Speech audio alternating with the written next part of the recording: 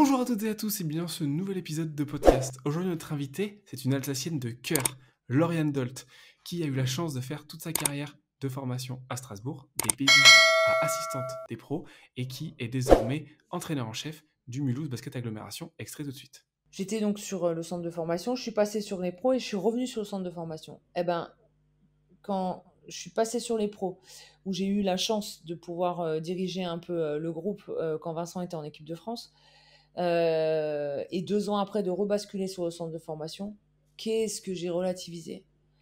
Il y avait une sorte... Alors l'exigence, elle est là, peu importe, hein. Mais il y a des choses qu'on demandait aux pros, ils n'étaient pas en mesure de le faire. Et tu te dis, punaise, mais même en pro, ils font pas ce que tu dis, quoi. Tu prends un temps mort, tu fais un truc, ils reviennent dessus, il y en a un qui s'est planté. Et tu te dis, et avec les jeunes, mais tu les engueulais comme du poisson pourri. Tu t'énervais parce que mais c'est pas possible, vous n'écoutez pas. Quand du coup tu rebascules sur le centre de formation, moi les joueurs qui m'ont eu avant mon passage sur les pros et le Et fait de après. revenir sur le centre, ils m'ont dit mais t'es méconnaissable. Alors avec Lauriane, on a parlé de plein de choses. On a parlé de son équilibre en tant qu'entraîneur, comment elle a beaucoup utilisé la préparation mentale pour se canaliser et être mieux en tant qu'entraîneur, mais également en tant que personne. On a parlé également de ses mentors, de l'héritage de la SIG, son club de cœur. Puis on a également parlé de son statut particulier à Mulhouse, puisque elle a eu une grossesse en même temps, il a fallu gérer ça. Et en tant que première année coach N1, c'est pas forcément facile. Et elle le fait avec brio, puisqu'ils réussissent une saison magnifique. J'espère que ça va vous plaire. Si c'est le cas, likez la vidéo, abonnez-vous, vous avez l'habitude. Vous pouvez suivre ici les chapitres s'il y a seulement une partie qui vous intéresse, les chapitres en bas pour naviguer plus rapidement sur un sujet encore plus précis. Et puis moi, je vous souhaite une très bonne vidéo. Déjà, merci. Je te l'ai déjà dit au début, mais merci de me donner du temps et de d'arrêter pour discuter. Maintenant que tu as un enfant, je sais que le temps est précieux et compté. Bah non, mais c'est cool, c'est merci d'avoir pensé à moi en fait.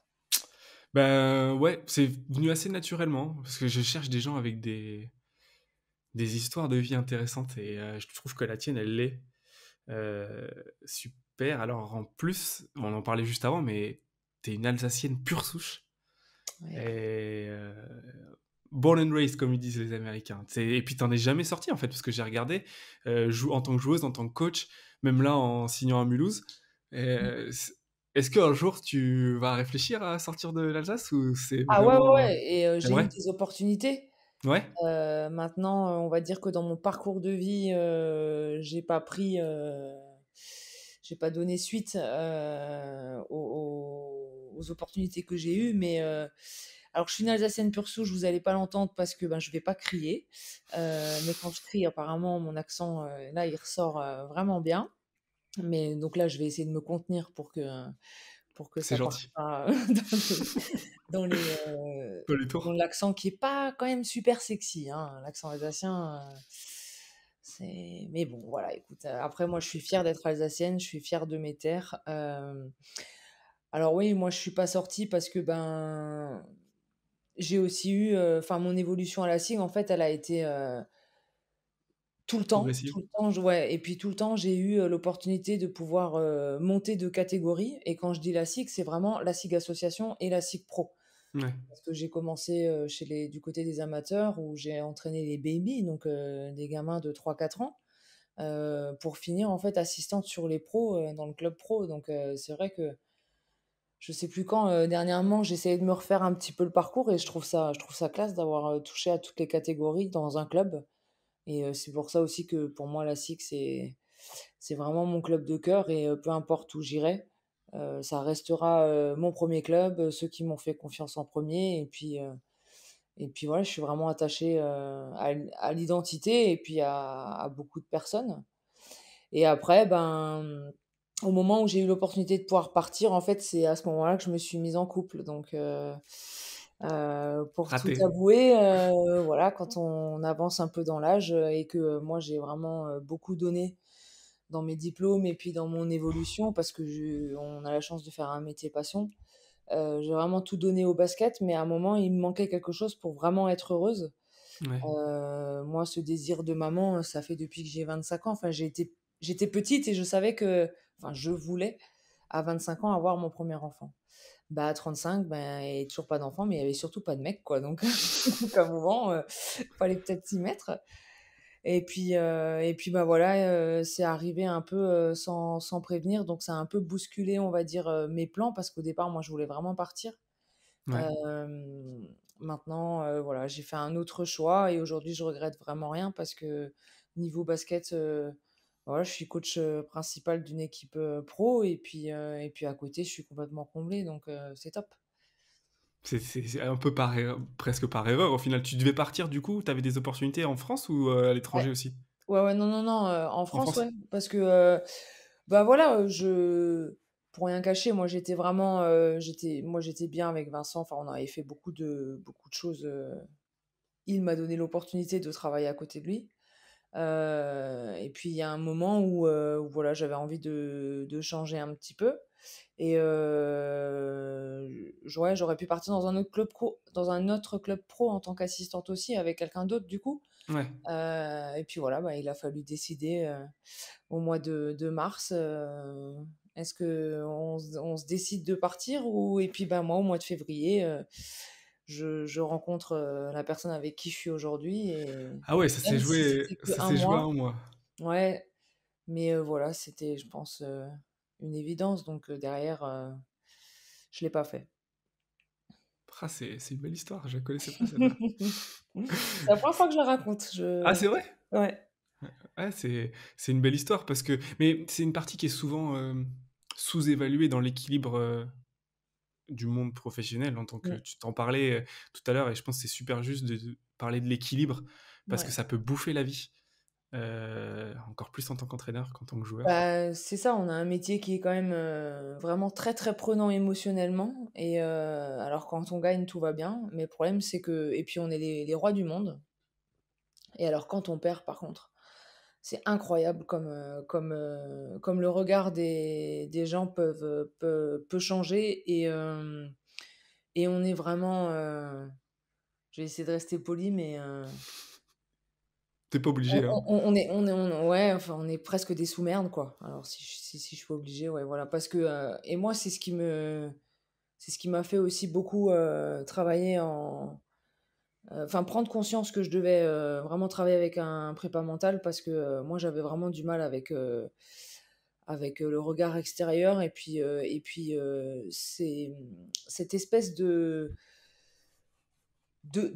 mots qu'on peut attribuer dès qu'on a 2 défaites ou dès qu'on a une défaite qui n'est pas normale, on peut tout de suite tout remettre en cause, alors qu'on a passé du temps à tout construire et en 40 minutes, tout peut basculer et moi je trouve ça terrible, quoi. Donc heu, donc ouais. Mais je suis content que tu l'abordes parce que c'était un des sujets que j'avais noté, tu vois? Le fait que tu travailles avec un préparateur mental parce que je l'avais Ouais. vu et donc bah, vas-y, allons-y maintenant, du coup, c'est parfait. Ouais, ouais, Je, mmh je travaille avec, Sonia, Navier, qui, je l'ai connue en fait parce que c'est la femme de Jérôme Navier qui était, assistant, d'Éric Girard à l'époque, à la SIG ah bah, si, ouais. et on est restés vraiment très proches et Sonia a fait la méthode, Target et moi, OK. c'est vraiment une méthode dans laquelle je me suis vraiment reconnue et je savais qu'elle allait me parler et puis elle allait vraiment pouvoir m'aider. Et donc du coup, ça fait maintenant, 12 ans qu'on travaille ensemble et franchement à chaque étape de ma vie, quand il y a eu des examens, donc pour, mes diplômes d'entraîneur, quand il y a eu des matchs importants, quand il y a eu une succession de défaites, quand, il y a eu, des choses personnelles dans ma vie personnelle qui se sont pas passées comme je souhaitais et elle m'a vraiment appris à me connaître et derrière à me poser, à accepter aussi, les échecs pour pouvoir rebondir derrière et aujourd'hui, enfin encore aujourd'hui, je m'en sers beaucoup, ben, notamment avec mon groupe parce que, on a travaillé aussi en parallèle avec la Processcom par rapport aux joueurs, par rapport aux différentes, aux profils, aux personnalités et ouais, je m'y retrouve vraiment là-dedans et puis, alors je dis pas que, tous les mois ou toutes les semaines on a une séance, mais quand j'en ai vraiment besoin, on travaille beaucoup et puis quand j'en ai un peu moins besoin, on fait plus des rappels, mensuels mais ouais, pour moi, c'est vraiment important. Mais c'est souvent temporel en plus ce genre de truc, c'est qu'il y a Ouais, des moments où tu en as plus besoin voilà. et il faut que la personne soit plus présente et puis il y a des moments où tu en as pas besoin et c'est souvent ce qu'ils disent eux-mêmes, c'est que quand le bateau roule, heu, il y a pas forcément besoin de venir intervenir. Toi, le fait de travailler avec elle, comment ça s'est passé? C'était une volonté de toi? C'est elle qui t'a approché? C'est le fait que tu la connaisses où tu t'es dit: «Tiens, je vais essayer»? Tu te Je rappelles? sais même plus. Non? Heu, Elle m'avait dit qu'elle avait passé ses diplômes, donc pour être prépa mentale. Ouais? Hem Et il me semble qu'on avait fait un test parce que moi j'étais pas, je faisais l'amalgame encore à l'époque avec un psychologue où je me suis dit: «Non mais Tout j'ai va pas bien besoin chez de te moi, il y a pas raconter besoin ma de vie faire quoi, ça? ça va», et puis voilà, j'ai toujours voulu aussi un peu, faire la forte. Tout va bien, je vais m'en sortir seule, surtout ça, je vais m'en sortir seule. Ça a été un gros poids pour moi au début, on va dire. Parce que, OK. je sais pas pourquoi, je pense que c'est dans mon caractère, enfin c'était dans mon caractère parce que ça c'est quand même quelque chose, où maintenant je suis même limite, un peu trop à l'opposé où quand ça va pas, j'en parle facilement. Mais, j'ai pas trop de tabous ou quoi que ce soit. J'ai pas de mal à parler de mes problèmes ou des choses qui m'angoissent ou qui ne va pas. Donc d'un côté, ça peut être bien, mais d'un autre côté, c'est sûr qu'il faut pas toujours tout, je pense, dévoiler comme ça. Et puis je pense qu'il me semble, hein, que, sur la séance d'essai, j'ai tout de suite été, séduite par, par ce que ça pouvait m'apporter. Ouais. Et après moi, je pense que c'est vraiment une question de feeling aussi, on peut en avoir plein des préparateurs, mentaux, on peut avoir plein de méthodes différentes, mais je pense que l'essentiel, c'est le feeling avec la personne avec laquelle on va travailler. Ouais, je suis d'accord, faut Et moi, de accrocher. ce côté-là, même si Sonia, c'est une amie, je veux dire, il y a vraiment ce côté, quand on est en mode prépa mentale toutes les 2, c'est, On il y a travaille. ouais, voilà. Mmh. Je comprends. Ouais, c'est super et puis c'est plus facile en plus d'être avec une amie pour le coup parce que même si vous êtes dans le travail, il y a quand même une certaine confiance que tu donnes à la Ouais, personne aussi et en son travail c'est vrai. qui est super important pour la confiance et pour travailler ensemble. Si ça fait 12 ans que tu travailles avec elle, c'est aussi que, Ah oui, oui, tout à fait. Et puis elle après, elle est aussi là, quand ça va pas, pour me remettre sur le droit chemin, quoi. Elle me caresse pas tout le temps dans le sens du poil et puis ça c'est bien. ouais, ouais, mais c'est fou le trajet que tu as parcouru parce que tu disais qu'au début tu arrivais même pas à t'ouvrir et que maintenant tu t'ouvres Ouais. presque trop. Mmh. C'est c'est un c'est un beau chemin déjà, Ouais, ouais, ouais, tout de à fait. parcouru. Oui. C'est un beau Oui, chemin qui va continuer parce que tu le disais tout à l'heure, le rôle d'entraîneur, il est extrêmement compliqué ouais, à gérer. Déjà, il y a tellement de problématiques sur le terrain. Si en plus il faut gérer tous les problèmes des autres, tous les ouais, gens qui nous disent comment il faut faire, et je trouve l'exemple que tu disais tout va bien et en 40 minutes on casse tout. C'est en plus souvent les gens qui te disent comment il faut faire et ils savent pas trop pourquoi on a perdu ce match-là. ouais, non, C'est c'est pas évident. frustrant. Tout à fait, ouais, ouais. Ouais, mais après c'est moi ce enfin, avec le recul et puis parce qu'on va dire que, dixit, les coachs, on n'est pas un vrai coach quand on s'est pas encore fait virer. Donc on va dire que moi, je connais pas encore, on va dire ce cas «extrême» entre guillemets, Ouais. hein, où voilà, on te remercie parce que tu as pas les résultats escomptés et puis, mais, moi ce que je trouve, beau quand même, c'est que, et encore cette saison je l'ai vécu, mais, il y a au mois de décembre où waouh, Lauriane, mais, c'est exceptionnel ce que tu fais avec ton groupe, bla, et même moi je me dis: «Punaise, c'est vrai, je pensais vraiment pas, finir, Un 3e, pelote. à la fin de la première phase avec le groupe, que qu'on a constitué avec mon assistant». L'osmose et l'entente qu'on a avec les joueurs, enfin l'osmose qu'ils ont entre eux, et tout ça. Donc j'étais, mais hyper contente et puis même fière, quoi. Et puis au mois de janvier, ben, alors que je l'ai clairement annoncé aux joueurs et à mon président en disant: «Attention, maintenant on va rentrer dans une phase où on va perdre». Pour moi, c'est indéniable que dans une saison, on peut pas faire une saison avec que des moments où on est sans cesse en progression, tout va bien, on n'a que des victoires. Il y a forcément un moment dans la saison où il y a un creux, on doute, le basket il est un petit peu, il manque d'huile, c'est plus comme avant, il y a plus la même stabilité, plus la même réussite, et c'est ce qu'on a eu au mois de janvier. On a fait 3 défaites de suite. Alors, moi, au fond de moi, punaise, qu'est-ce que moi je fais pas bien? Pourquoi on gagnait pas? Qu'est-ce que je fais aux entraînements pour qu'on n'arrive plus à trouver, le rythme et puis, le beau basket, qui faisait qu'on réussissait? Alors qu'à l'extérieur, mon discours, c'était: «Les gars, pas de panique, on est dans exactement ce que je vous avais prédit, c'est pas grave, l'essentiel c'est qu'on reste soudés parce que c'est ce qui va nous permettre de retrouver notre basket et puis aussi de retrouver un nombre de victoires consécutifs. Euh, enfin voilà, il y a plein d'émotions, il y a plein de choses qui s'entremêlent dans ta tête.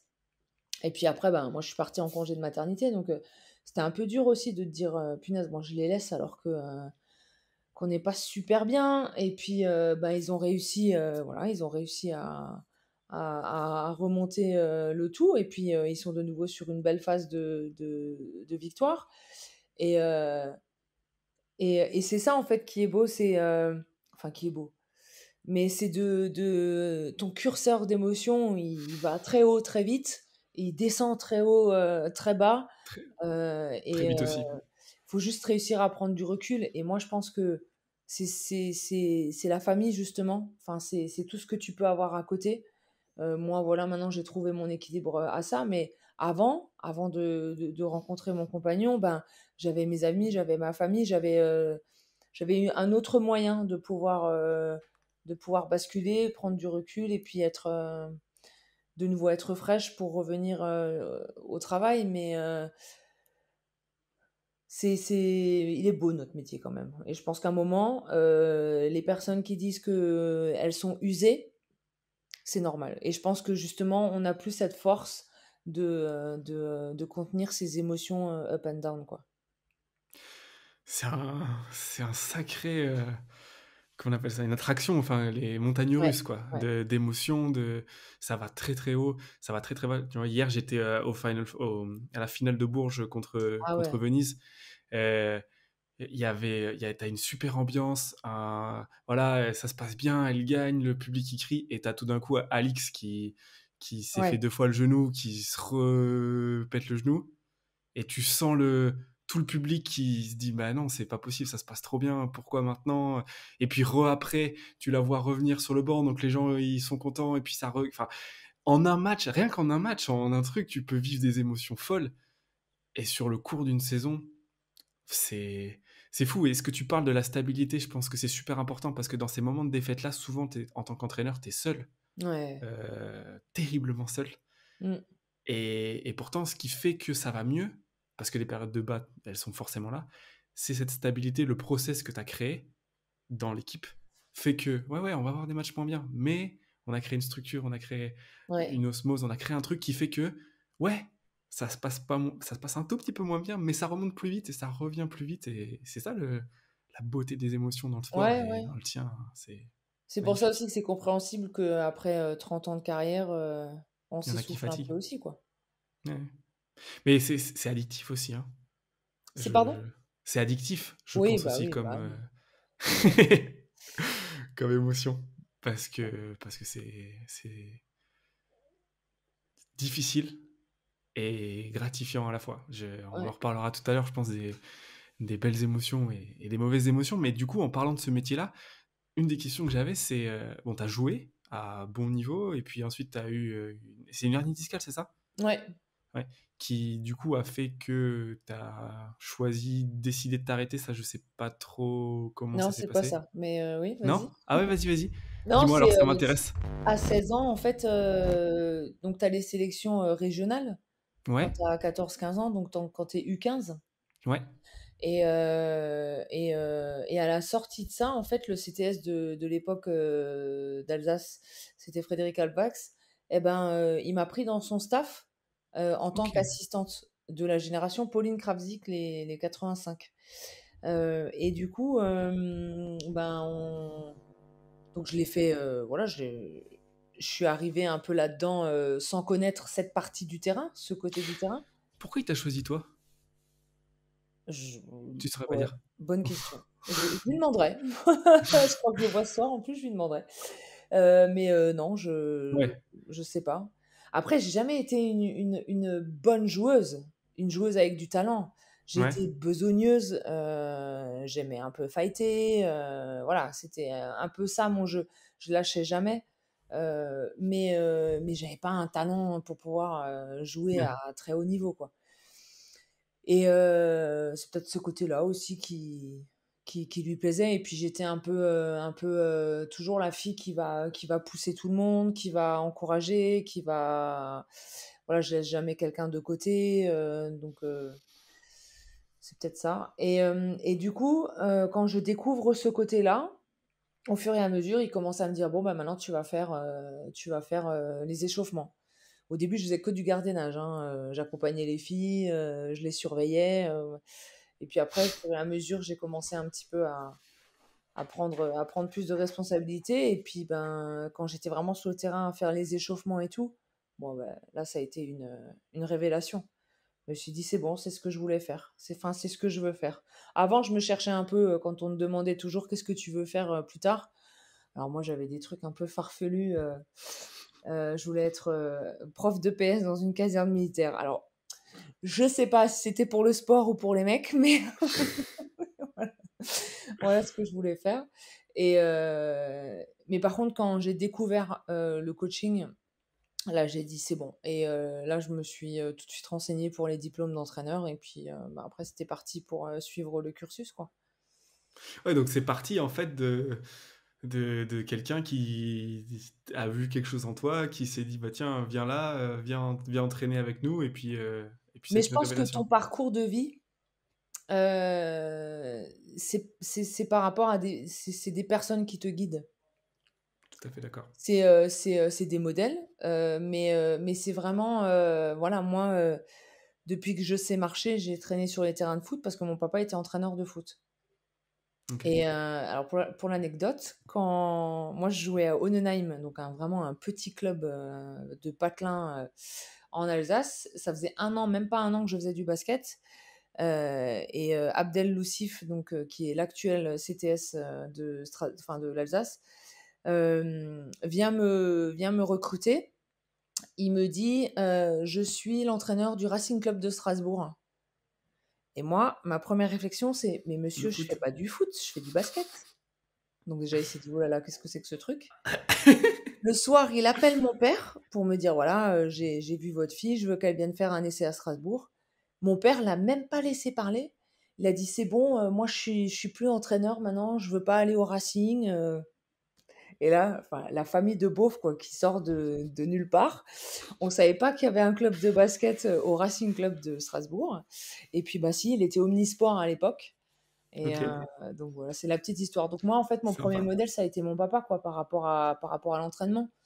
Donc après, c'est vrai que c'était un peu comme une évidence, la suite. Ouais. Et pourquoi le basket du coup? S'il était dans le foot. J'ai tanné ma maman depuis l'âge de, je pense, 8 9 ans: «Je veux faire du basket, je veux faire du basket». Parce que mon cousin, Jérôme Schmitt, avec ses 2 frères, faisait du basket dans ce club-là, Honenheim. Ah, ok. Mais elle voulait pas. Donc j'ai dû faire de la danse classique, enfin de la danse contemporaine, j'ai dû faire de la gym, j'ai dû faire tous les trucs là, de fille avec, mon grand corps, où moi à 12 ans j'avais la taille que j'ai aujourd'hui. Donc aujourd'hui 1,80 m, c'est plus très grand, mais à l'époque c'était quand même, C'était énorme. Ouais. et puis j'étais pas du tout souple, j'étais pas gracieuse. Donc moi tous ces sports, je m'y trouvais C'était pas pas. fait pour toi. Ouais. Non. Et un jour, à la sortie du collège, en quatrième, elle me fait la surprise, de m'emmener à la salle et puis, ben, de faire un essai, quoi. Et Et voilà. après là, t'es tombée amoureuse. Voilà. Ouais. Ouais, parce que bon, du coup, la question de base que quand j'ai parlé du parcours et tout, c'était pourquoi le coaching? Bon, du coup, il y a le papa plus le fait que tu étais emmené, plus la passion, et puis la passion du basket, qui vient du cousin, du coup. Ouais. Parce que vous Ouais, moi jouiez j'étais ensemble, du coup, fan, j'imagine? enfin des 3, hein.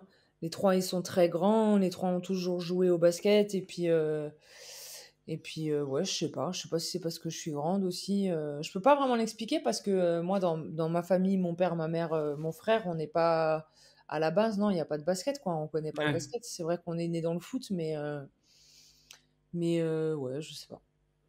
Ouais, bah, parfois, il y a des trucs qui s'expliquent pas trop, hein. Voilà, qui s'explique pas. Et tant mieux d'ailleurs, si on savait tout, ce serait pas drôle la vie. Ouais, c'est vrai. Ce serait pas drôle. Et puis donc, du coup, donc, t'as fait le Racing Club de Strasbourg. Il y Oui, avait bien un club de basket, du coup. exact. Ah T'allais bah, elle jouait à vérifier? la coupe d'Europe en plus, hein. Ouais, bah ouais, mais ça tranche avec la côté médiatisation, tu vois. Aujourd'hui, on en est quand même à avoir on a un club français qui gagne la Coupe d'Europe, on en parle. Voilà, c'était moins le cas avant. Donc, Ouais. bon, c'est en progression, c'est pas encore ça, mais c'est déjà ça. Et après, t'es arrivé à la SIC, du coup, tu disais, t'as commencé Non. depuis les baby, Non, non, non? après le Racing, donc ça, j'ai fait mes 2 années U15. Après, j'ai pas joué en cadette en U18. J'ai joué tout de suite en National 2, Ok, au club de Wittenheim, c'est à côté de Mulhouse, où on était en National 2. Et là, vu qu'on était beaucoup, majoritairement des U18, on a joué la Coupe de France U18 et on ouais, l'avait gagnée à Bercy en 98. Et après mes 3 années à Wittenheim, je suis allée à Célestat, qui jouait aussi en National 2. un, deux, ouais. Et après Célestat, je suis montée à la SIG et je suis arrivée donc à la SIG en 2001 Mais t'es arrivé en tant que joueuse, du coup. en tant que joueuse. Ok. Ouais. Et là j'étais en STAPS. Et au bout de 3 mois, ben, je me pète le dos.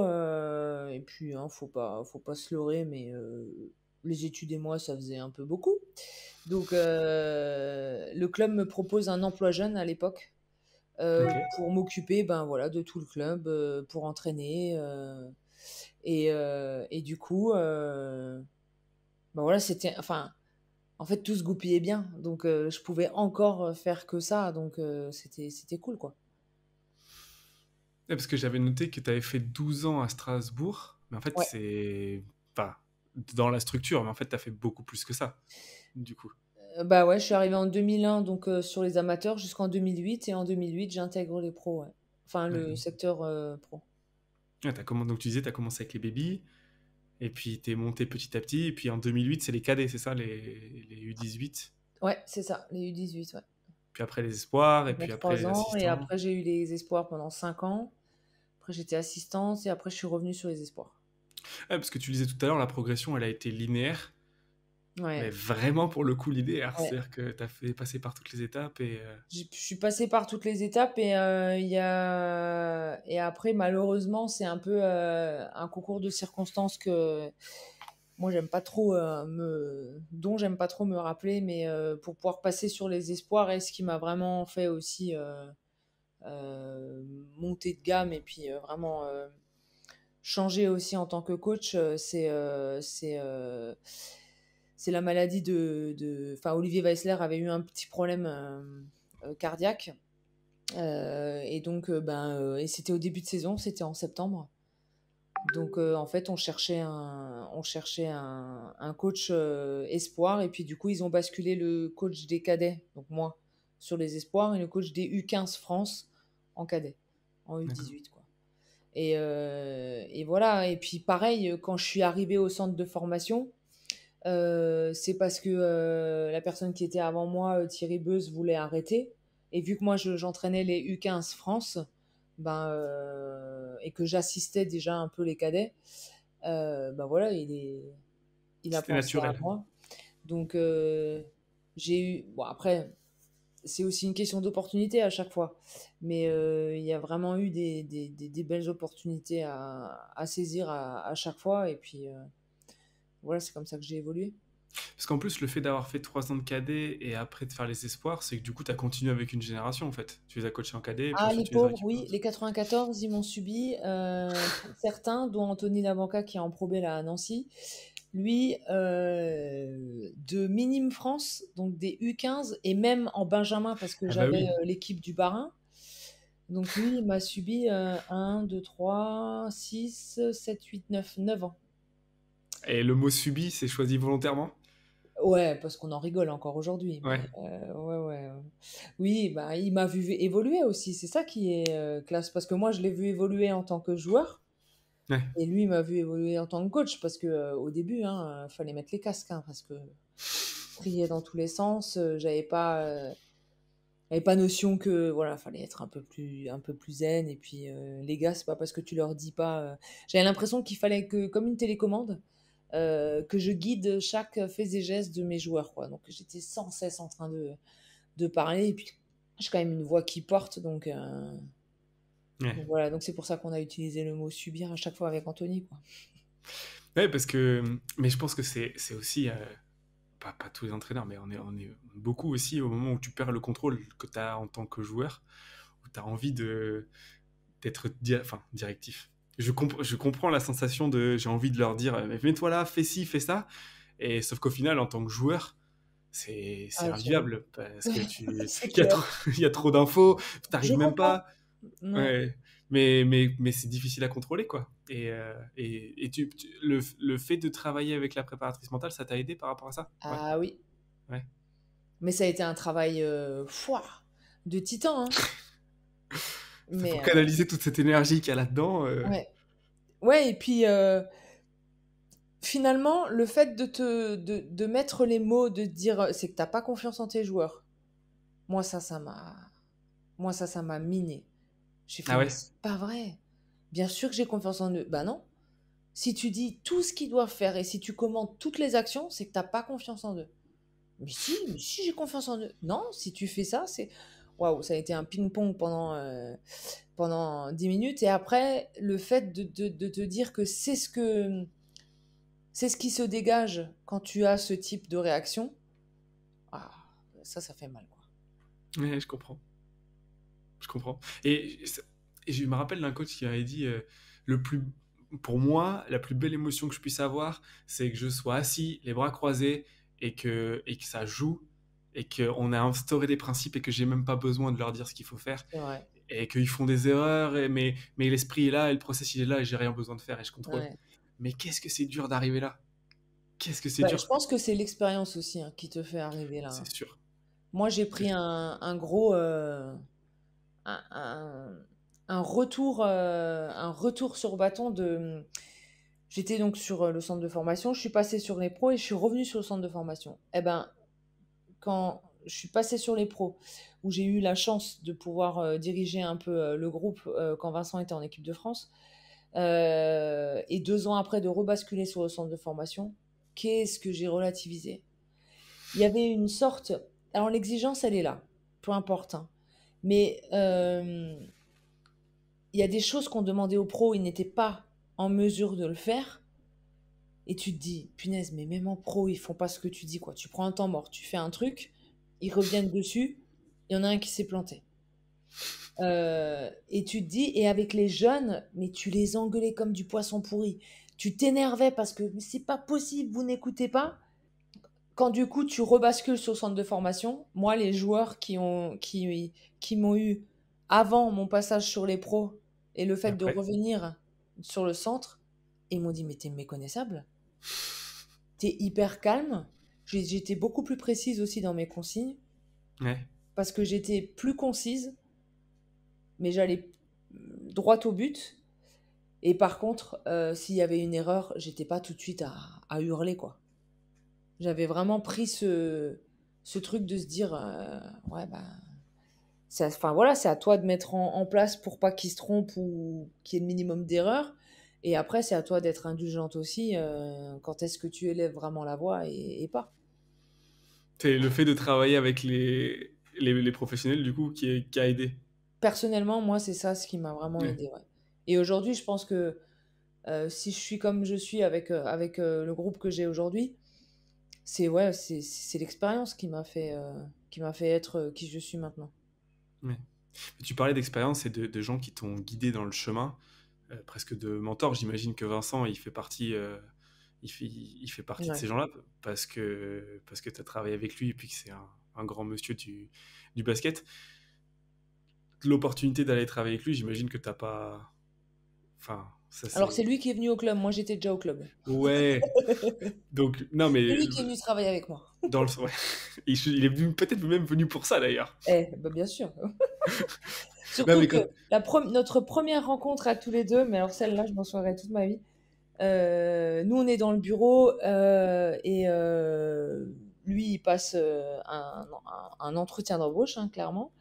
Mais il Ouais. passe son deuxième entretien d'embauche. Et puis, quelque part, c'était un peu pour signer, quoi. Et puis, il vient nous saluer dans le bureau, se présenter et nous saluer. Et puis, quelque part, à ce moment-là, nous, on a su que c'était lui qui allait voilà, prendre la suite. Et il me regarde et il me dit: Ah, bah, toi, je te connais parce que j'étais à ton match de Coupe de France cadet, donc l'année d'avant. J'ai joué la finale de la Coupe de France avec la génération 93, enfin 93 dernière année. Ouais. Euh, et tu étais à plus 20 à la mi-temps et tu as perdu. Alors, je me suis dit: Ok. Donc, moi, déjà, je suis catégorisée. C'est bon. T'étais à plus 20, t'as perdu, t'es foutu. Mais il avait une manière de le dire alors que c'était juste pour dire que j'étais au match, j'ai tout suivi. Je me souviens que tu étais à plus 20 à la mi-temps, je me souviens que tu as perdu à la fin. Mais c'était nos premiers échanges, c'était assez marrant. Sympa. Waouh, ok. Non, mais il a une mémoire incroyable. Donc voilà, mais oui, oui, bien évidemment que moi, c'est vraiment ce qui a changé ma vision basket. Le Hmm. technico-tactique, ouais, c'est lui, quoi. C'est fait au quotidien, le fait de travailler avec lui, ça s'est fait progressivement. Parce que c'est une question, souvent les gens disent, bah, c'est bon, il suffit de travailler avec quelqu'un et puis tu vas apprendre de lui, mais c'est pas aussi simple que ça. Il y a des gens qui sont pas capables d'écouter déjà de un, puis il y en a qui, les visions sont différentes, donc ils arrivent pas forcément à s'imprégner de la Mhm. personne avec qui ils travaillent. Toi, ça s'est fait naturellement, tout cet apprentissage? J'ai toujours, à partir du moment où j'ai su que je voulais être entraîneur, j'ai toujours été à tous les cliniques, à tous les colloques qu'il pouvait y avoir dans la région. Je suis allée voir, alors à l'époque, Éric Girard, quand il est à la SIG, je suis pas encore à la SIG Pro, je suis sur la SIG amateur, mais pas la SIG Pro. Je suis à quasiment tous les entraînements parce que je suis employée à la SIG association et la journée, j'ai pas entraînement. Donc, Ouais. je vais à quasiment tous les entraînements. Quand Fred Sarr arrive derrière et que là, j'ai les cadets, je suis pareil à tous les entraînements dans les gradins. Je demande si je peux venir à la vidéo. À la SIG, on avait la chance parce que cette année, ils ont arrêté de faire ça. Mais avant ça, le staff du centre de formation et le staff de l'équipe pro, on était dans le même bureau. Donc moi, j'avais toujours une oreille qui traînait pour savoir comment dans le bureau d'à côté, ça travaillait. Euh, voilà, ça m'intéresse. Donc forcément, quand j'écoute, je bois les paroles et puis ça reste, quoi. Donc, et le premier, ça a été, personnellement, moi, ça a été Fred Sarr. C'est Ouais. lui le premier qui m'a déjà fait vivre en inside un groupe pro parce que j'ai à Cholet, il m'avait dit après le match espoir, je sais pas pourquoi j'étais au match espoir alors que j'entraînais les cadets. Non, on est à table à midi en train de manger et puis il me dit ce soir Lolo, t'es sur le banc avec nous. Pourquoi? Et il me dit tu te mets pas après Olivier, hein. Tu te mets à ma gauche à côté de moi. Tu vas vivre le match avec nous. Putain, ouais, alors déjà j'étais toute tremblante parce que mon Dieu, il m'avait donné cette opportunité-là. Et voilà, c'est lui qui m'a vraiment imposé cette rigueur en dehors, parce que c'est un bosseur Ouais. acharné, en dehors, sur le terrain, l'exigence, enfin tout ce côté un petit peu carré. Voilà. Après lui, il m'avait donc, bah voilà, j'ai appris, on va dire, une première manière De d'entraîner, faire? de voir le basket. Et puis après, avec Vincent, je pense que ben moi j'ai aussi mûri entre temps. Donc l'approche était un petit peu différente. Et ouais, tout ce qui est tout ce qui est sur le terrain, ben pareil, ouais, j'étais au bord du terrain, quoi. Bon, par contre, là, j'étais plus dans les gradins, parce que j'avais les espoirs. Je m'autorisais à être assise sur les LED ou dans les sièges VIP pour être vraiment très très proche. Et je demandais à faire toutes les vidéos avec eux, les retours, ou alors le scouting de l'équipe adverse. Et voilà, c'est comme ça, c'est au fur et à mesure d'être tout le temps avec. Ben, une fois que j'ai été assistante, du coup, je le connaissais par cœur. Parce que j'avais fait 5 ans auparavant à tout écouter et tout regarder, quoi. La transition, elle s'est fait super naturellement. Ouais. Et puis c'est vrai, puis t'as fait, après, c'est 4 ans que t'as fait Non, j'ai d'assistant? fait un an uniquement assistante. Ouais. Et après, j'avais signé 2 ans pour être encore assistante. Mais là, au mois de novembre, enfin, j'ai rebasculé sur le centre. Et avant ça, pendant 2 ans, je faisais et centre de formation et assistante. Donc, on va dire C'est... que je l'ai assisté dans les vestiaires, machin, tout le temps. On va dire 3 ans. Et après, les 2 dernières années, là, j'ai rebasculé en milieu enfin, en début de saison. Donc, ouais, voilà, à peu près ça. Donc, ouais, non, j'ai fait. Parce qu'il est resté 9 ans. Bah, si, si, ouais, ouais. J'ai fait 3, 6, 9, ouais. 3 ans à regarder, 3 ans à être inside, et, euh, et voilà. Avec un sacré héritage, parce que, enfin, il y a eu une constance dans les résultats, même si, bon, les gens diront toujours qu'il n'y a pas eu le titre, mais il y a Ouais, une constance dans les résultats ouais, impressionnante. Parce que quand on regarde les autres clubs et le parcours des autres clubs sur la même période, il y a des gens qui font un coup parce que pour des raisons X ou Y, mais les années d'après, ça va pas en playoff ou ils perdent en quart de finale. Et il a fait avec un niveau de constance qui est incroyable. bah ouais. Bah, j'espère que les gens s'en rendent compte quand même aujourd'hui parce que moi je peux donner un exemple et encore hier j'ai été outrée. Alors je suis pas à l'intérieur, je sais pas ce qui se passe, mais de voir qu'à Chalon-sur-Saône, ils se séparent encore du coach, J'ai vu. J'ai vu, ouais. euh, waouh quoi. Ils nous ont piqué ce titre de champion de France. Piqué, c'est pas le bon mot parce qu'ils le méritent amplement. Mais et voilà où ils en sont aujourd'hui, quoi. Alors que la SIG Strasbourg, ils sont toujours encore en haut et ils jouent toujours encore une Coupe d'Europe. Et alors, ok, il n'y a toujours pas ce titre de champion de France, mais il y a le travail de Vincent et puis il y a le travail des dirigeants aussi, quoi. Ouais, il y a Et un héritage derrière. pardon? Il y a un vrai héritage Bah, c'est derrière. ça. Et, euh, et, euh, et ouais, et puis après, on peut dire ce qu'on veut, mais c'est Vincent qui a mis le club là où il est aujourd'hui. Ouais, bien sûr. Tout à fait d'accord. Tout à fait d'accord. Et tu vois, enfin, l'exemple est pertinent. Alors, c'est pas forcément pour parler de Chalon en particulier, mais quand tu as une structure qui est bien construite, qui est bien pensée, avec un bon centre de formation, avec des bons jeunes, etc., quand il y a des années qui sont plus compliquées, parce que tu as un joueur qui est blessé, parce que voilà, ça arrive tout le temps. Il y a des années où ça clique, il y a des années où ça clique moins. Ben, les années où ça clique moins, tu t'es toujours un poil plus bas, mais t'es jamais trop bas, parce qu'il y a ce niveau d'exigence et de la structure qui fait que ça se passe bien. Mm. Et il n'y a pas le même niveau de régularité dans des clubs qui sont moins bien structurés, tout simplement. Ouais. Bah, ouais, Et bah, ouais, ouais, c'est ça, c'est vraiment ça. Et le travail que Olivier Weissler, justement, en tête de gondole, hein, parce qu'il est directeur du centre de formation, a mis en place avec son staff par rapport à ces jeunes qui ont aussi permis, ben, mine de rien aussi, de faire connaître le club. Et du coup, enfin, il y a certains joueurs qui sont arrivés chez nous parce que, voilà, on sait qu'il y a de la place en pro. Parce qu'on sait qu'on a des entraîneurs qui sont là pour la formation, qui sont là pour faire évoluer les joueurs. Et, euh, et ça fait partie vraiment ouais, de toute une structure, de toute une pensée qui a été mise en place par les dirigeants, par les staffs qui étaient en place. Et, euh, et aujourd'hui, moi, je pense que ça m'a aussi influencé dans mon coaching, quoi. Ça fait partie aussi des influences, même si c'est pas une personne, c'est la mentalité d'un club qui, culture, ouais, ouais, la il y a une vraie culture, ouais. culture. Mm. Il y a une vraie culture, je suis d'accord.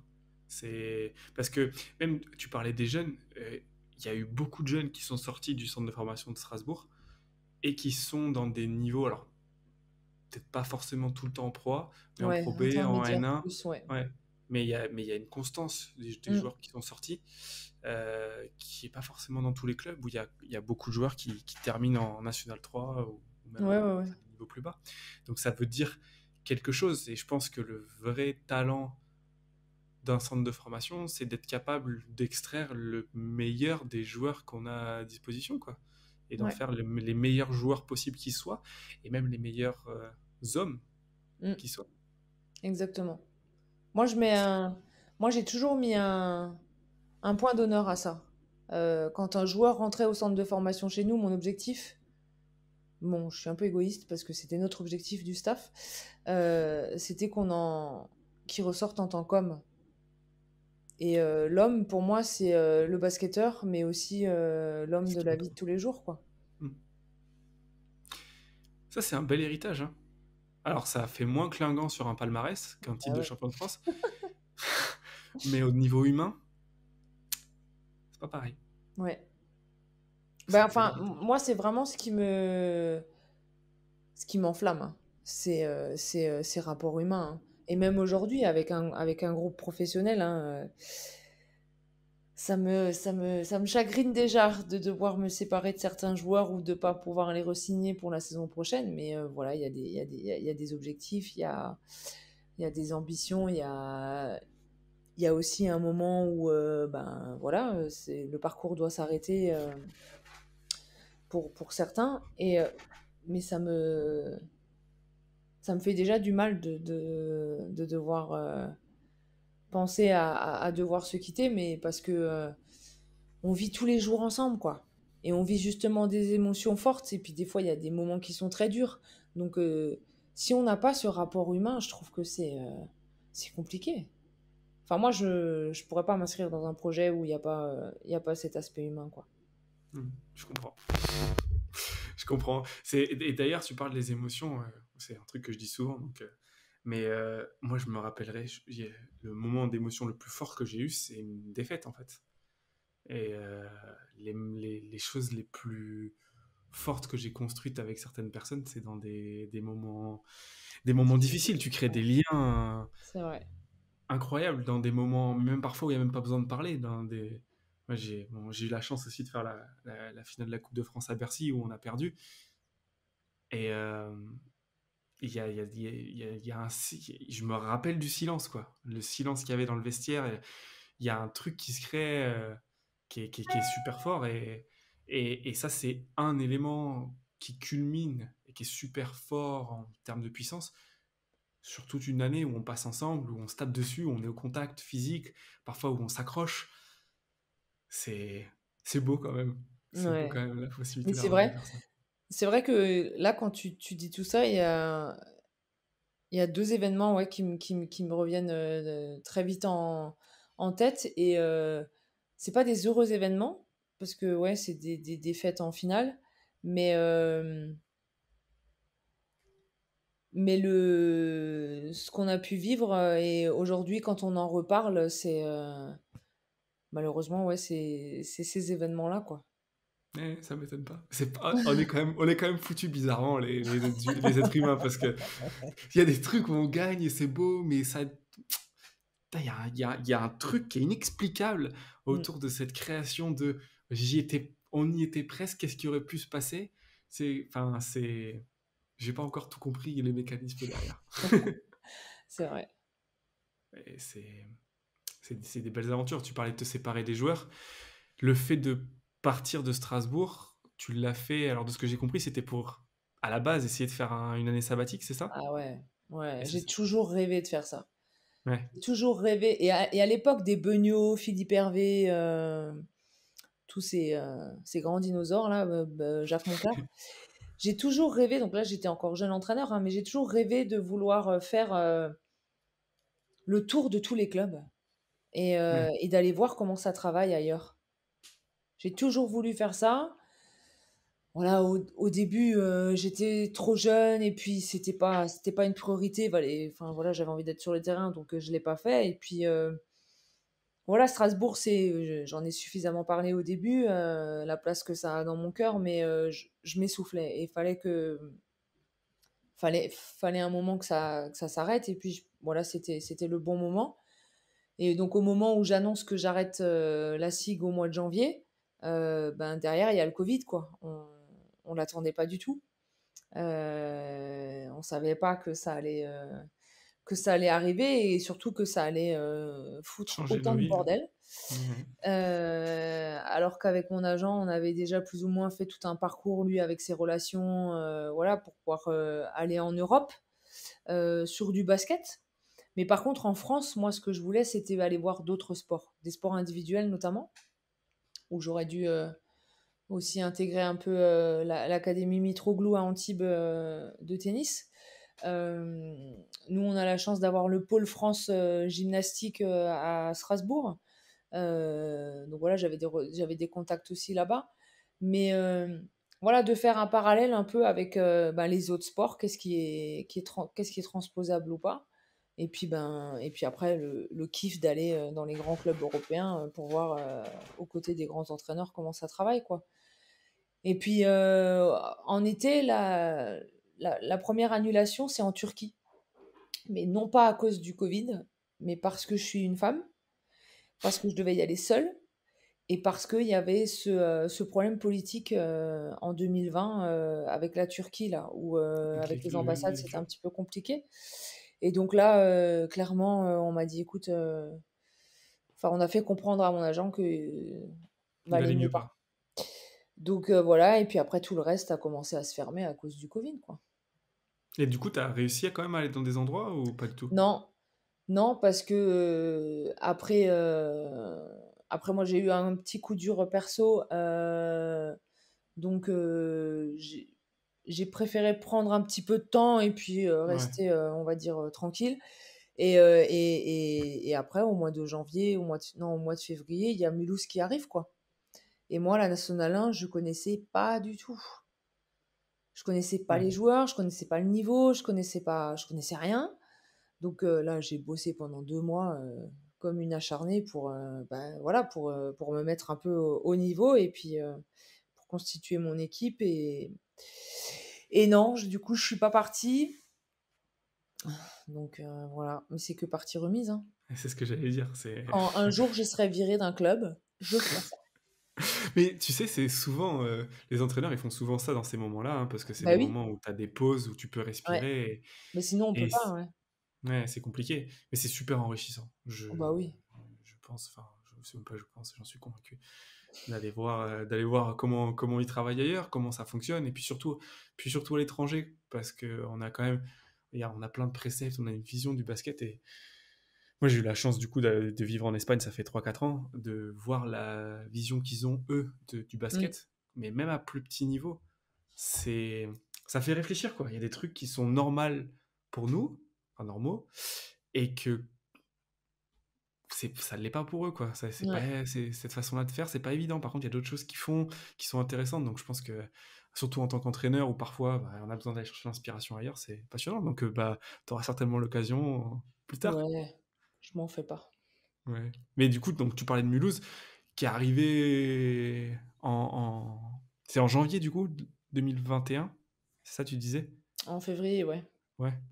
Pour arriver en National 1 où tu connaissais rien. C'était en Alsace.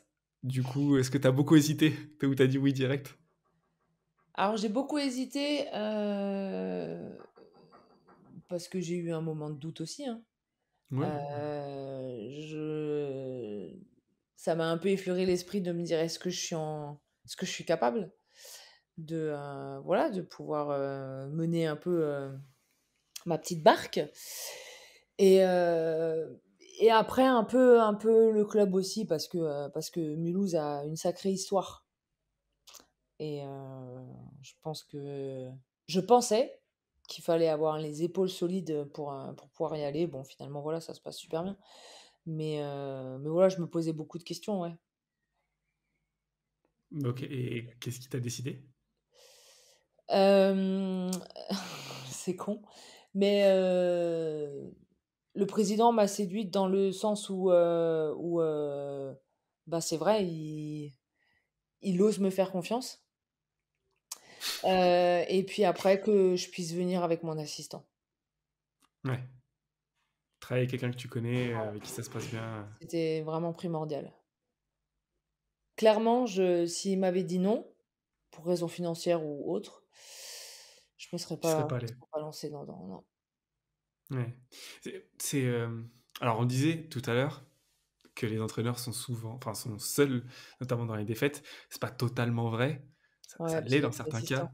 mais voilà, il y a les assistants qui partagent le pas et parfois mais je pense que c'est important de le dire parce que quand, on les gens se rendent pas forcément compte. Ils voient des gens assis sur un banc, alors ils imaginent le coach, ils le voient écrire des trucs sur la plaquette, donc je pense qu'ils ont une image de ce qui se passe à l'entraînement et tout. C'est peut-être moins clair pour le rôle d'assistant, mais qui est super important parce qu'on a toujours des doutes sur nous. Tu le disais, vous avez eu 3 défaites. Qu'est-ce que je fais mal? Qu'est-ce que je pourrais faire de mieux? Et c'est important d'avoir quelqu'un avec qui peut nous rassurer, avec qui travailler, en qui on a confiance. C'est super important et c'est difficile de trouver quelqu'un comme ça, mais quand on l'a, il faut le garder proche. Ouais. Ah ouais, ouais. C'est marrant parce que là, quand je l'ai appelé, pour lui demander s'il voulait bien, venir avec moi dans cette aventure, on a pleuré tous les 2 au téléphone parce que, il m'a dit: «Mais tu me fais une blague?» En fait, la petite histoire, c'est que nous, on a travaillé pendant 10 ans ensemble à la SIG. Ouais. C'était le préparateur physique. C'était d'abord mon assistant. Il avait les Ok. cadets région, moi j'avais les cadets France. Après, il est rentré, en tant que préparateur physique, au club. Mais il a passé tous les diplômes. Il avait le BE1 et là d'ailleurs il passe, le dernier diplôme pour être entraîneur pro aussi. Hem Il est parti 3 ans avant moi et quand il est parti, j'ai dit: «Si jamais je dois prendre un poste quelque part en tant que coach, je t'appelle». Et il me dit: «Oui, oui» et à ce moment-là, quand je l'appelle pour lui dire: «Tu viens avec moi», il m'a dit: «Mais moi quand je t'ai dit: "Oui, oui", je me suis dit: "Mais jamais de la vie elle va le faire"». Et il m'a dit même: «Ça m'a énervé parce que je pensais que tu disais ça juste pour me faire plaisir». J'ai dit: «Mais non». Et donc voilà, donc le fait de travailler ensemble là, pour moi, c'est rassurant et puis surtout avec ce qui s'est passé finalement. C'est ce que j'allais dire. De débarquer et de dire: «Coucou, je suis enceinte». Bah, voilà, ça a été, pour moi un vrai, vrai point en moins, quoi. Alors j'avais peur parce que je me suis dit: «Putain, c'est pas évident, hein». Hem, il y a les assistants vénales qui se disent: «Ouais, mon coach, il se casse, je vais pouvoir faire un peu, ma petite Ce que sauce, j'ai me envie, ouais. montrer et puis prendre la place». Et il y a mon assistant, qui, alors voilà, il a confiance en lui et puis, il y avait pas de doute, mais, il y avait toujours ce côté, je sais pas comment expliquer, mais clairement, il est pas question pour lui de prendre ma place, quoi. Il était le coach en restant assistant Ouais. et voilà et puis ça, je trouve que enfin, c'est en tant que coach, d'avoir un assistant fidèle comme ça, c'est merveilleux, quoi. Ça se voit dans les yeux quand on parle que c'est non, mais c'est trop rare. Ouais. C'est trop rare, je pense. Et Donc et moi, quand j'étais assistante, par contre, ça a été toujours un point, d'honneur, c'est voilà, de prouver au coach que moi, je suis là pour lui, quoi. Et j'attends pas qu'il se casse la gueule pour pouvoir être derrière. ouais, ouais, mais bah, je pense qu'il y a toujours, dans la relation de confiance, il y a une question de valeur aussi, et puis de travail effectué ensemble, parce que il y a ce qui se passe sur le terrain pendant 40 minutes le samedi, mais il y a tout ce qui se passe avant, les mois avant, les années avant, des choses Mmh. qu'on construit qui font que c'est difficile de pas être honnête par rapport à ça. Surtout Ouais, quand tu parlais de la relation avec Vincent, quand tu as quelqu'un qui t'apporte tellement, ouais, après c'est difficile après, quand on est quelqu'un, de dire ouais, ouais, non. Alors après, parfois on n'a pas le choix, hein. Je sais qu'il y a des assistants aussi qui ont été dans des situations où les présidents sont allés les voir et qui leur a dit écoute, on va le virer, donc c'est soit toi, soit on met quelqu'un d'autre. ouais, Voilà. Et ce que tu en tant qu'assistant, je pense qu'il y a forcément déjà personnellement, mais même il y a un côté, on fait du bon travail, on va continuer dans le process. Je pense qu'il y a des gens qui sont forcés d'accepter, mais c'est pas une position facile, je Non, pense, c'est pas une quand position c facile, non. quand ça va Après mal. souvent, dans ce cas-là, c'est les coachs qui poussent leur assistant à dire: «Oui, vas-y, prends-le». C'est pas parce que C'est moi vrai. j'ai été viré que toi, il faut que vas-y, prends-le, quoi. Mmh. Mmh. Ouais. Enfin, tu le disais, l'accouchement enfin, le côté d'être enceinte, quand tu as signé, c'était pas prévu, ça s'est passé un peu, Non. comme ça? Mais c'est ça mon C'était coup dur, hein. Moi, on m'a c'est annoncé que je pouvais pas tomber naturellement enceinte, hein.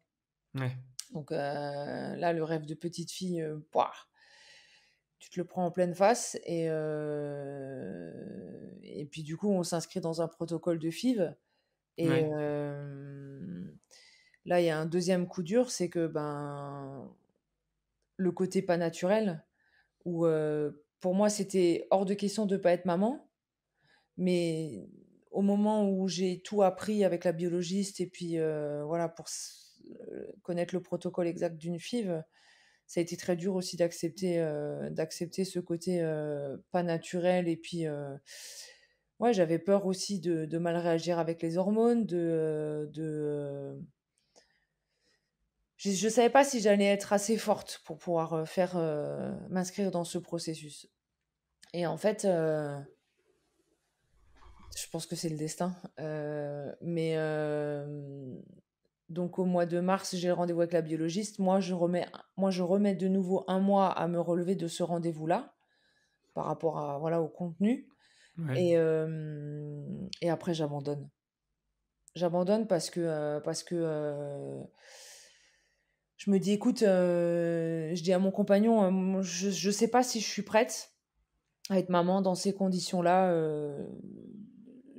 je vais prendre du temps et puis on verra bien comment ça va se passer». Il y a eu, il y a eu le recrutement, il y a eu plein de choses qui se sont passées et finalement, ben, je suis tombée enceinte naturellement.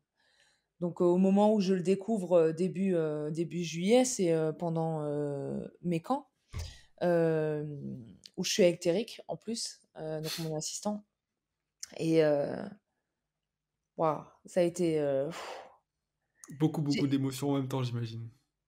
ouais, mais pas d'émotion de joie. Ah ouais? Ouais.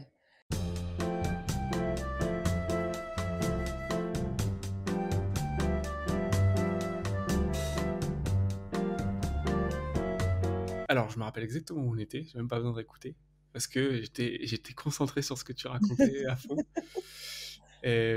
On avait parlé de la FIV, mais surtout tu parlais du moment où tu étais, après le petit intermède musical, de la batterie qui s'est coupé, tu parlais du fait que quand tu as appris que tu étais enceinte, tu étais avec Terric et que tu avais eu que des émotions négatives et aucune positive. Ouais, bah, oui, oui, parce que j'ai eu peur. J'ai eu peur de la réaction de mes dirigeants, j'ai eu peur de la réaction de mes joueurs et j'ai surtout eu peur de, comment combiner tout ça, quoi. Mmh. Parce que voilà, il y a des grossesses qui se passent bien, il y a des grossesses qui se passent moins bien. C'est sûr qu'à la base, j'étais pas sujette à devoir être alitée ou quoi que ce soit, mais on sait On sait jamais jamais. parce que le corps, il change quand même et et en fait, mon contrat a commencé le 15 août et j'ai, demandé à voir mon président, le 6, pour être réglo tout de suite, quoi. Pour, voilà, comme dirait l'expression, pour pas lui faire de bébé dans le dos, mais En qui, l'occurrence là, en l'occurrence, c'était vraiment vrai.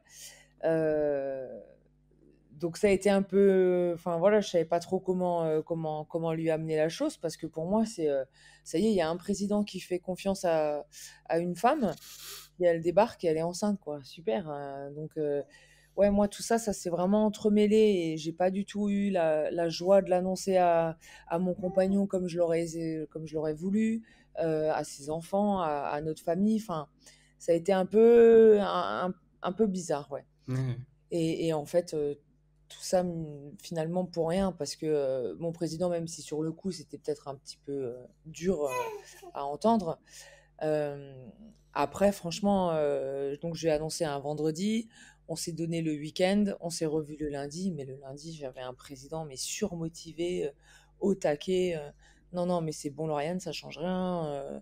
On va tout mettre en place parce que ce qu'il y a, c'est qu'au moment où je lui ai annoncé que j'étais enceinte, je lui ai proposé tout de suite une solution pour combler mon absence, quoi. Ouais. Donc voilà, ça c'est ce que j'avais quand même un peu travaillé auparavant, avec ma prépa mentale d'ailleurs. Et donc voilà, ça s'est super bien passé. Les joueurs, ils étaient ravis. Je les ai peut-être achetés parce que je leur ai annoncé en même temps que je leur ai proposé un petit verre de crément d'Alsace. Donc peut-être que voilà. Stratégie, ça. C'était stratégique. Mais voilà, ils étaient super contents pour moi. Et puis c'est vrai qu'après, en fait, c'est comme si j'étais pas enceinte parce que moi, voilà, comme dit, j'ai vraiment eu zéro maladie, j'ai eu zéro problème de manière générale avec mon corps. Donc c'était normal. À part mon ventre qui s'arrondissait, on voyait rien, on sentait rien. Ils me disent, est-ce qu'ils sont honnêtes ou pas, que j'avais pas de saut d'humeur et que voilà, mes hormones n'ont pas trop joué, donc heureusement. La seule contrainte que j'ai eue, c'est au mois de janvier, où là, ouais, dans le septième, huitième mois, où là, physiquement, j'étais vraiment, j'avais Mal au dos, vraiment en plus, beaucoup de douleurs, j'imagine. ouais, vraiment beaucoup de douleurs au dos. Et puis, ben, là, c'est le club de volley féminin parce que ben, vu qu'on est tout le temps avant ou après elle, ben voilà, on a des bons rapports avec elle. Et puis le staff du volley m'avait laissé tous les matelas d'IMA qu'elles utilisent en bord de terrain. Donc moi, je pouvais me déplacer au fur et à mesure avec les garçons sur le terrain et puis je m'asseyais à chaque fois parce que voilà, la station debout, c'était vraiment compliqué. Ou alors j'avais mon petit Swiss ball. Mais voilà, après, il fallait s'adapter parce que c'est vrai qu'être assise pour entraîner, c'est pas pareil que quand on est debout. Ah, Non. moi, c'est quelque chose que je supporte pas parce que j'ai besoin d'être proche d'eux, j'ai besoin de vivre les actions avec eux, donc je bouge beaucoup. Et, et voilà, il fallait apprendre à peut-être prendre un peu du recul et puis entraîner, entre guillemets, un petit peu de manière différente, surtout, on va dire, vocalement et puis dans la présence. Euh, Ouais. donc c'était un bon exercice aussi. Et puis ouais, à partir de là, moi j'ai commencé à plus pouvoir faire les déplacements, mais heureusement, entre guillemets, il y avait le Covid début janvier, parce que nous, quand on a repris le 3 janvier, premier entraînement, deuxième entraînement, j'avais 6 cas positifs. Et j'avais 6 cas avec, ils avaient des symptômes, pouah, Ah ouais, c'était très, tous. très dur, hein. Ils avaient beaucoup de fièvre, ils étaient couchés, il y en avait juste un qui était asymptomatique, enfin, ou du moins où ça allait, Ouais, mais les autres, dur. donc du coup, on a dû déplacer le premier match, qui était au Havre le 11 janvier et puis, alors que là, ce déplacement-là, j'hésitais: «Est-ce que je le fais? Est-ce que je le fais pas?» parce qu'on était au mois de novembre, on était à Caen en bus et déjà là, ça a été très, très dur pour moi. Ouais, Donc au mois de janvier, à ce moment-là, avec, cette espèce de gros ballon, au c'était pas devant faisable. moi, c'était un peu difficile. Et puis bon, bah voilà, finalement, j'ai pas fait le dernier déplacement à Chartres. Et puis bah là, on avait commencé déjà à faire un petit peu la bascule, donc c'était pas mal. Je suis partie, on va dire, progressivement. Ouais, Et comme là, je reviens progressivement, donc c'est pas mal. petit à petit. Voilà. Et puis, euh, et puis avec, on en parlait hier du coup, mais avec la confiance avec l'assistant, et puis t'as jamais vraiment quitté. Est-ce qu'il y a eu un moment où t'as eu Ouais, besoin de couper? Ouais, ouais. Mais alors, c'était pas un besoin. Enfin, c'est pas comme ça que je l'ai ressenti. C'était parce que j'ai été déclenchée pour mon accouchement, parce que j'ai fait d'accord. partie d'une étude scientifique, et j'ai été déclenchée. Et en fait, c'était quand on jouait contre Angers, donc le premier match de la phase La deuxième phase. Ouais, voilà. Et avec Thierry, on se mettait toujours d'accord sur qui travaille sur quel match pour découper, et puis voilà, pour pas qu'il ait tout le travail. Et puis c'est comme ça qu'on fonctionnait au début de saison. Donc seulement là, on inversait les ouais, rôles. Et donc j'étais à la maternité, et puis vu que c'était déclenché, voilà, ça vient pas tout de suite. Donc pendant 8 heures, on attend que tout se déclenche. Et j'avais emmené mon ordi, j'avais téléchargé les matchs, parce que je voulais faire ça. Et j'ai essayé, mais impossible de se concentrer. ouais, Et là, je crois que c'était, j'avais pas mal, j'avais pas, enfin, j'étais super bien, hein, mais je crois que c'était pas le moment, c'était plus le moment. Et donc, du coup, il y a eu, donc j'ai accepté. J'ai dit, écoute, Thierry, je suis désolée, mais j'arrive vraiment pas à scouter et à être focus. Euh, bon, lui, il y avait aucun souci. Et du coup, de la veille de l'accouchement à, on va dire, à peu près 3 semaines, un mois, j'ai plus fait de préparation vidéo. Je les ai vraiment laissés se débrouiller parce que ouais, je sentais que c'était avec le petit que je devais être et pas au travail, quoi. On parlait hors antenne hier du fait de pouvoir choisir en tant que femme et en tant que maman, les moments où tu avais besoin de travailler, les moments où tu avais besoin d'être Ouais, avec le bébé pour ton équilibre, qu'il y avait des femmes qui s'étaient battues pas pour qu'on leur impose, mais plus pour qu'on puisse choisir. ouais, Et je pense que tu le sens. Si tu t'écoutes, tu le sens oui, quand... ouais, c'est ça. Comme j'ai senti qu'il fallait que je reprenne, voilà, la semaine dernière, quoi. Je voulais vraiment reprendre début avril. Et dans ma tête, c'était, enfin après, c'est ce que j'avais un peu planifié avant, mais je l'avais planifié parce que tout était tellement excellent dans cette grossesse que je me suis dit que voilà, l'accouchement allait bien se passer, ce qui s'est vraiment très bien passé. Et après, physiquement, une fois que j'ai récupéré enfin, vraiment mes capacités, pour moi, c'était sûr que j'allais reprendre début avril, quoi. Maintenant, voilà, il y a la loi française, je la respecte. Donc, je reviens petit à petit. Mais, euh, mais, euh, mais c'est vrai que moi, je pense que pour mon équilibre à moi, il faut que j'ai les deux. Aujourd'hui, il Ouais, faut que j'ai les deux. Et on a la chance, entre guillemets, de faire un métier où voilà, on n'a pas des horaires de dingue en présentiel sur son lieu de travail. Et puis de pouvoir un peu gérer comme on veut. Mais moi, chaque fois qu'il dort, je peux regarder la vidéo. J'ai juste besoin d'être présente aux entraînements, en fait, quelque part. ouais, ouais. Après, les matchs, c'est encore différent, mais je veux dire, dans la semaine, il y a quand même beaucoup de moments où je peux le voir. Et donc, moi, je partais sur ce principe-là, quoi. Ouais, mais c'est Ouais, vrai. c'est... Puis puis tu peux partager des moments avec lui tout en derrière avec le cerveau, ça tourne un petit peu comment on peut faire, comment on peut trouver des solutions Ouais, sur ouais, ouais, ça. c'est ça. C'est un métier où ce que tu dis, il n'y a pas tant d'heures que ça d'entraînement. Après, c'est difficile un peu d'en sortir quand même, je sais. Ouais, Euh, ouais, mais je crois que maintenant, avec lui, T'arrives à déconnecter? ouais, je pense que je vais Ouais. vraiment pouvoir faire la bascule. Après, tout va bien, hein, c'est dans les moments où ça va pas, hein, qu'il faudra Oui, c'est... voir. Ouais, ouais. Quand on sera 6 défaites de suite et que mon nom sort des couloirs, ce sera peut-être pas le même C'est scénario. ça permet de relativiser un petit peu aussi quand même, Ouais, dire bon, voilà, mais oui, oui, pour l'instant tout va bien. exactement. Donc vous faites une super saison. En plus, en poule haute, donc voilà. C'est quand même, enfin, comment toi tu la qualifies ta saison? C'est une réussite, non? Alors, Pas complètement. si, si, ah bah, Si? si, si, mais au début de saison, en fait, quand on a mis en place les objectifs, on a fait tout un travail de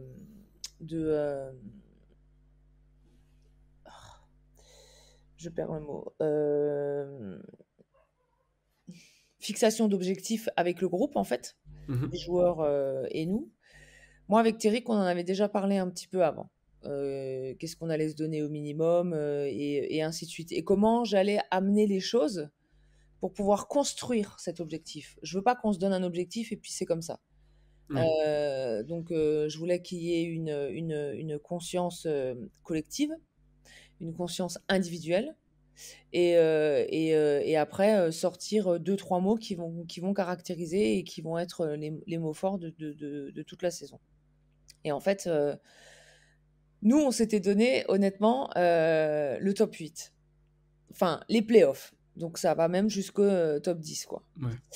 Euh, et puis, les joueurs, quand on les amène petit à petit à ce qu'on veut collectivement individuel, eh ben, eux, à la fin, c'était objectif top 5. Donc, moi, je me suis dit, punaise, ils sont ambitieux quand même. Et encore avec ce manque de connaissances de N1. Finalement, j'ai des joueurs qui ont beaucoup plus d'expérience en N1 que moi. Ouais. Donc sur le coup, quand on sort de cette réunion avec Terrick, on se dit: «Punaise, ils sont un peu, ambitieux quoi», mais bon tant mieux parce que, on peut ajuster aussi notre niveau d'exigence et ainsi de suite donc c'est pas mal et puis ça rentrait bien dans ma façon de voir les choses donc je trouvais ça très bien. Mais franchement, j'étais pas sûre de pouvoir, de pouvoir tenir. ouais, de pouvoir, ouais, valider ce premier objectif, quoi.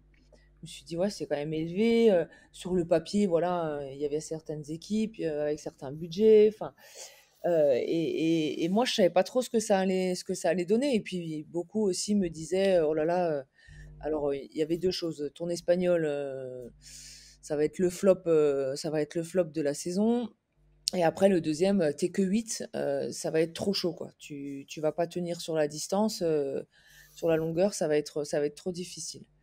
Donc alors j'écoutais mais sans y prêter trop attention, mais Ouais. c'est vrai que bon, les joueurs, ça, on va dire que moi j'étais persuadée, on peut toujours se tromper, ça c'est une évidence. Mais Partie du jeu, ouais. voilà, je les avais tellement scoutés et lui je l'avais quand même tellement scouté, je savais où il allait être en difficulté, je savais où il allait pouvoir nous apporter des choses.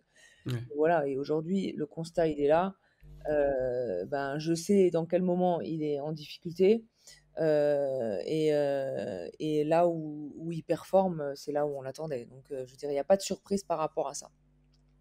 Heu et heu et donc on valide ce premier objectif donc voilà, c'est top quoi parce que derrière il y a moi je trouve que c'est aussi une validation des entraînements, du sérieux, de tout ce que les joueurs ont pu faire sur cette première phase donc j'étais vraiment, vraiment contente pour eux que voilà, on arrive à valider cet objectif et derrière sur la 2e phase, on s'est pas vraiment fixé d'objectif, mais parce que c'était la période où j'étais un peu en Et off l'incertitude avec, aussi, ouais. le petit, mais eux, ils en ont parlé entre eux et voilà, l'objectif, c'est d'être dans les top 8, c'est d'être dans le top 8 pour garder l'avantage du terrain, pour pas jouer ce 9-10 là, où voilà, finalement, tu es dans la même poule.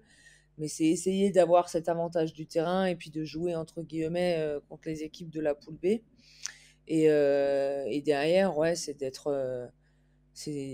l'écart, c'est un peu moi qui, le minimum, on va dire, c'est un peu moi qui l'annonce sans, voilà, sans en avoir parlé forcément avec les joueurs. Heu, Maintenant, eux, s'ils peuvent jouer les troubles faites, bien évidemment, ça serait bien, quoi. Ah, tu joues jamais vraiment des playoffs pour les perdre, hein, de Ah toute bah façon. non, non, c'est Donc, sûr. donc quand on y est, on se dit pourquoi pas? Ouais, ouais. Pourquoi pas? Oui et puis il y a pas cette pression de monter, donc ça va, quoi. Non, et puis c'est la validation d'une saison réussie, bien faite, et puis d'une construction aussi d'une équipe et d'un projet, parce que on en a parlé hier avec Strasbourg. Tu, toi, enfin de tout ce que tu as raconté, t'es pas coach pour faire une année, super, machin, et puis ensuite ciao. C'est pour construire, j'imagine aussi Ah une oui, équipe oui, et non, un ouais, vrai ouais. projet à Mulhouse, donc c'est pas que, il y a pas que cette année qui compte, Non, j'imagine. non, non, non, non, non et puis, surtout, notre objectif quand même avec le staff là, c'est de valider un bon nombre de joueurs pour la saison prochaine, quoi. Ouais. Parce que, c'est la stabilité aussi qui va faire qu'on va pouvoir grandir et puis, atteindre les objectifs, in fine qui nous ont été donnés, quoi. Il y a plus qu'à, comme on En dit. tout cas. Il y a plus qu'à. Bah écoute, t'en souhaites pas moins, hein. C'est un bon club. Tu l'as dit hier, c'est un club qui a de l'histoire aussi. Euh, Et c'est donc, pas évident par contre de rentrer dans ce club-là, au départ quand il y a cette histoire-là. ouais, Parce que, tu disais que ça t'avait fait douter au moment de signer ouais, le. parce que les gens sont vraiment, vraiment attachés à ce passé. Et c'est un passé que, ben, voilà, je suis désolée, mais moi j'ai pas connu. Parce que j'étais trop jeune et puis parce que voilà, j'étais pas encore dans le basket comme je le suis aujourd'hui. J'ai appris à le découvrir, on va dire sur le tard parce que voilà, l'histoire du basket m'intéresse. Mais pour la petite anecdote, quand j'ai signé et quand c'est sorti officiellement. Des premiers messages que j'ai pu avoir des supporters, c'est un pavé sur l'historique du club. Donc là, je me suis dit, ok, ouais, là, une, une sorte pas de pression, mais de pression positive, quoi. Mais Ouais. c'est cocotte, tu vois là où tu mets les pieds, et nous, on veut revivre ça, quoi. Parce qu'on a un club de supporters, le COP 2001, qui est exceptionnel. C'est incroyable. Enfin, voilà, j'en ai fait des salles. Je connais un petit peu quand même les différents clubs de supporters. Mais eux, mais je pense pas qu'il y ait eu un déplacement où il y a eu zéro supporter. C'est Il y a, super rare. ouais, il y a toujours quelqu'un qui est là. Et franchement, même s'ils sont que deux, ils font un bruit, ils sont là, ils se montrent, ils sont avec toi. Euh, Quand on perd, ils nous applaudissent quand même à la fin du match. Non, c'est fort. C'est un public de connaisseurs, Ouais, en ouais, plus. ouais, non, vraiment. C'est une chance. Ouais, non, c'est top. Et puis quand je les vois au début du match, avec, ben voilà, on a des joueurs avec une nationalité, mais qui ont des origines différentes. Et ben il y a tous les drapeaux qui sont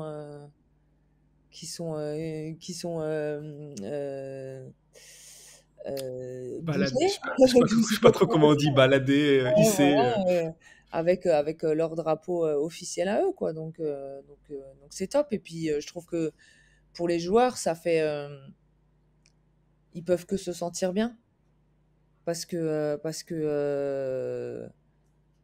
a de l'attention envers eux, quoi. Ouais. Et donc ça, je trouve que c'est top. Et ça commence un peu à prendre parce que on m'a toujours, enfin, quand je suis arrivée, la première chose qu'on m'a dit, c'est Lorraine, il faut gagner pour que le palais soit rempli.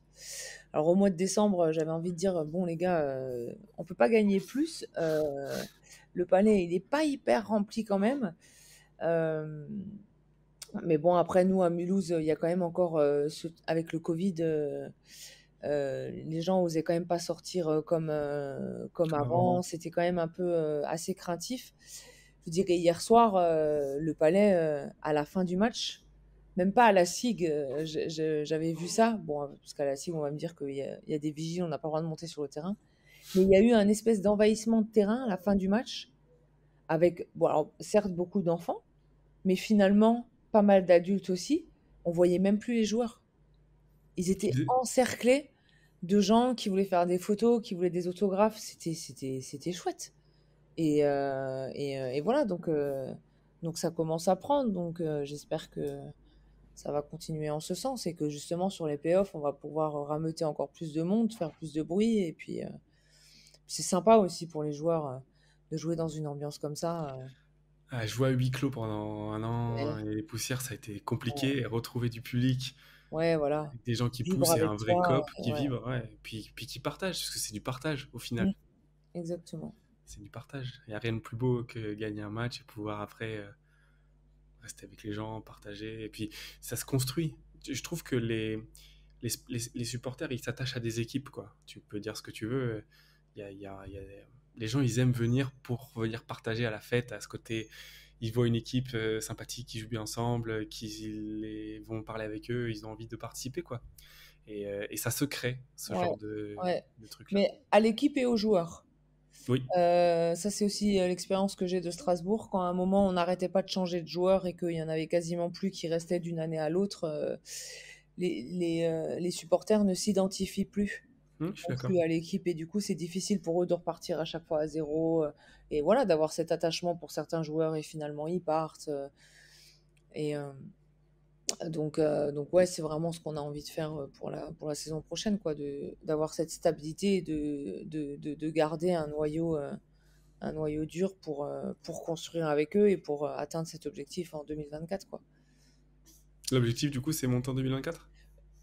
C'est la deadline. Deadline. Et après, on voit ce qu'il en est. Nous, on fait pas les JO 2024, on fait On fait Pro B Pro B. Pro 2024. B 2024, ok. C'est original. Bah, c'est un beau projet. Et puis, avec la constance et de la stabilité, il n'y a pas de raison que ça se passe mal. Après, c'est le sport, hein, ça arrive, mais Il y a tellement il y a des... d'éléments qui peuvent entrer en compte. On le voit, hein, je veux dire, ça fait quelque temps que en National 1, il y a certains clubs qui sont, on va dire, sur le papier très forts, qui devraient monter. budgétairement au-dessus, qui annoncent clairement qu'ils jouent la montée, et ça fait 2 3 ans qu'ils sont encore là, quoi. Donc, et encore là, hein, c'est pas Angers au début de saison qu'on voyait forcément monter Non, cette phase 2, quoi. Hein. non, non, non. Mais ça se joue à plein de trucs, hein, une Ah ouais, saison. ouais. Donc ouais, mais c'est la beauté du sport aussi. On construit tout Ouais, pour, mais si on c'est avait tous les recettes, ça serait pas drôle. ouais, Ça exact. serait pas drôle. Ok, bon, écoute, moi j'ai touché un peu tous les sujets desquels je voulais parler avec toi. Est-ce qu'il y a un truc que j'ai loupé, un truc dont tu voudrais parler en particulier? Non, non. Non, je trouve ça juste top de pouvoir, euh, voilà, avoir une plateforme comme vous le faites, et puis que ce soit ou dans justement le partage d'expérience, ou dans l'analyse et dans tout ce que vous pouvez proposer pour nous les entraîneurs, je trouve que c'est chouette. Bah c'est gentil. C'est gentil, t'as vu, on a tenu 1h25 et on n'a pas parlé de mais c'est une femme au milieu des hommes, comment elle fait, nanana. C'est bon, t'as un bon point.